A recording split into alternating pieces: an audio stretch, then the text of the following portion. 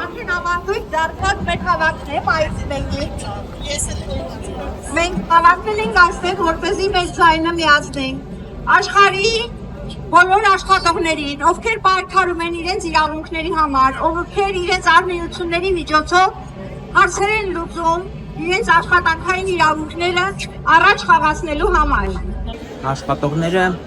այն մարդիկ են, որոնք ստեղծում են ամեն ինչ այս աշխարհում, այսինքն թե տնտեսությունը, թե ամբողջ աշխարհը հիմնված է աշխատողների վրա, բայց մեր հասարակարգում, այնպես է, որ աշխատողները ամենաճնշված, ամենաձայն չունեցող եւ ամենաաղքատ մարդիկ են։ Եվ չնայած որ իրանք մեծամասնություն են կազմում, գրեթե 90 քանի տոկոսն են, եթե չասենք 95%,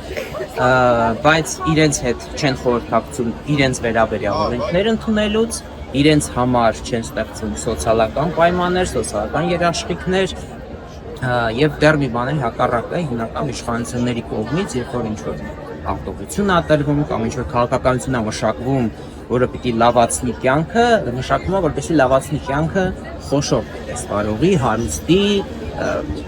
հզորություն, ուժ ունեցողի։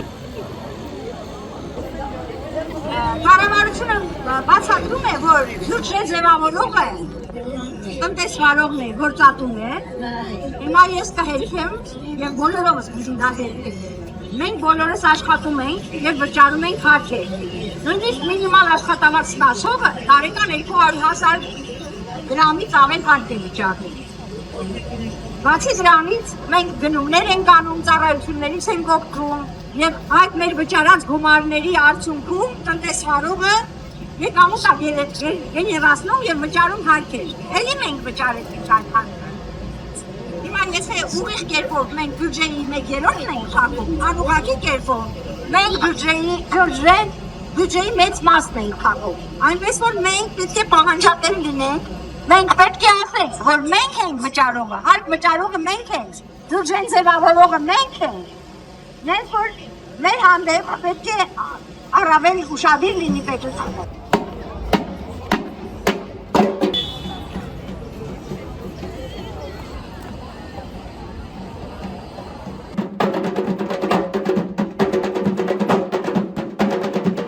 Հեղափոխությունից հետո բոլորը ոգևորված էին, ասում են նոր արմենցիներ ձևավորենք, դուք ձևավորեցիք եւ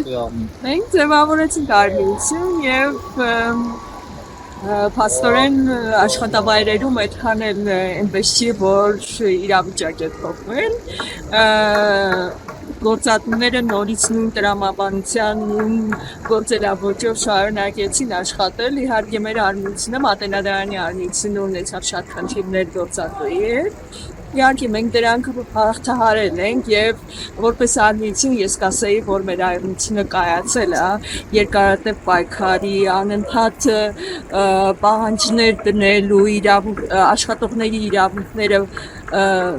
պաշտպանելու հաշվին մեր արմենցինը արդեն կայացել է եւ հաճելի է, երբ որ մտնում ես աշխատավայր, ասենք մարդիկ թեկուզ արմենցիան անդամ չեն կամ անդամ են, բոլոր մոտենում են քեզ ինչ-որ խնդրով, եթե իրանք խնդիր ունեն, քեզ են մոտենում, կոնկրետ ինձ որպես արմենցիան նախագահի շատ են մոտենում, իրենց խնդիրները պատմում։ Պրոգրեսը ամեն ինչում կաղում է ու կանգնած է նույն կետի վրա, դրա համար զուտ իհարկե կա որոշակի երևի հիասթափություն, որտեղ այնուամենայնիվ իշխանությունից սպասելի էր, որ ինչ-որ մի բան պիտի առաջ գնա հեղափոխությունից հետո, բայց իրականում դա գրեթե չի արվում, այսինքն անընդհատ տարի ամեն անգամ արմենությունները առաջ են տանում նույն պահանջները, որոնք արդեն վաղուց ոնց որ ժամանակն է դառել մեր սոցիալական գործընկերությունը, նույն այդ միավորման ազատության պաշտպանությունը եւ այլ հարցեր, բայց դեռևս պրոգրես չկա։ Ինչպես ասացի, գործատուները չէին ուզում ընդունել արմենցիան գոյությունը, արմենցիան գործունեությունը, չնայած այդ պայմաններին մենք կարողացել ենք հաջողություններ գրանցել, օրինակ մենք կարողացանք գիտաշխատողների արձակուրդները երկարացնել, որոնք օրենքով երկարացվել էին սակայն մեր աշխատավայրում չէր երկարացվել։ Հետո օրինակ մենք պայմանագրերի խնդիր ունեինք, որ բոլոր աշխատողները ժամկետային աշխատողներ էին, հիմա դարձան հաստիկային։ Մեկ այլ խնդիրն է օրենքի ներդրումը, իրական ներդրումը կյանքում, որտեղ մենք ունենք օրենքներ, բայց դրանք հիմնականում չեն ներդրվում եւ չեն գործում։ Այսինքն օրենքի խախտումների դեպքում գործնականում չեն գործում են բոլոր հսկողական մարմինները, որոնք պետք է օրենքը վերահսկեն եւ ընդհանրապես ինստիտուտները շատ թույլ են աշխատում։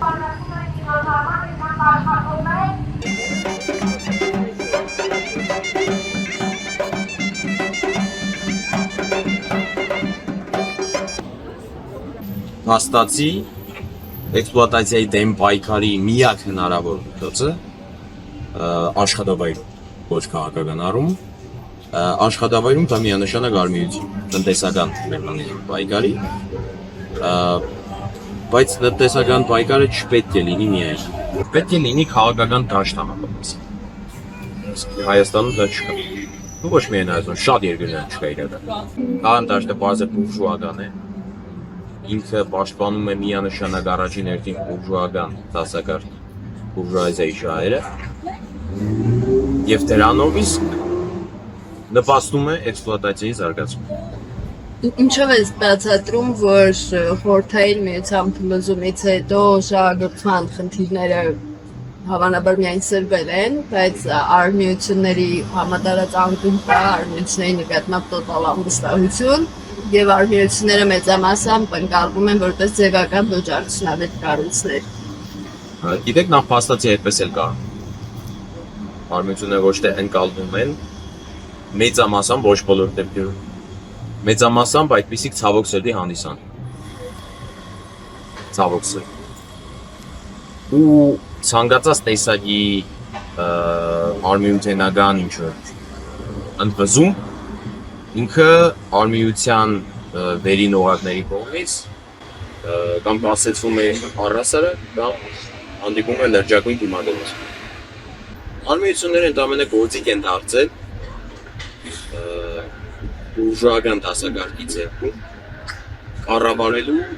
ընդվզումներ, հնարավոր նույնիսկ կասեցնելու դրան, շատ հարմար կորում։ Բուրժուազիան ինչու պետք է գեներացի պրոլետարական կամ աշխատավորական գաղափար։ Ինչու պետք է նա դա անի։ Հակառակը պետք է ամեն կերպ նպաստի, որպեսզի այդ գաղափարները չձևավորվեն։ Եվ նա դա շատ լավ անում է, գտնալով ավելի թույլ, ավելի վատ, ավելի նսեն վիճակում է գտնվում աշխատավոր, ընդհուպ մինչև արդեն պետական ապարատում մարդիկ աշխատում են քաղ պայմանագրով։ Պետական ապարատում աշխատում են քաղ պայմանագրով, անձամբ իմ կինը երեխա եմ ունենալու, նա դեկրետի հնարավորություն չունի։ Պետական աշխատող, դեկրետի հնարավորություն չունի, որովհետև քաղ պայմանագրով է ձևանի։ Այդ օրը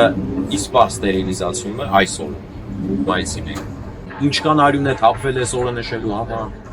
քանի հոգի է զոհվել դեմոնստրացիաներում, քանի հոգի են գնդակահարել։ Ձեր այսօր այստեղ լինելը շատ կարևոր նշանակություն ունի։ Մենք միասին ենք, ցույց ենք տալիս, որ մենք միասին ենք եւ միասին պետք է շարունակենք աշխատել այլ ուղղությամբ։ Շնորհակալ եմ, որ եկել եք։ Նորից շնորհավոր մայիսի 1։ Ցանկանում եմ, որ մեր մտածվածները եւ մեր առաջարկները ընդունվեն եւ մեր վերջո մենք տեսնենք մեր երկրում այդ արժանապատիվ աշխատանք կոչվածը մենք տեսնենք եւ մեր վրա զգանք։ Հույս ունենք ամենայն երբեք։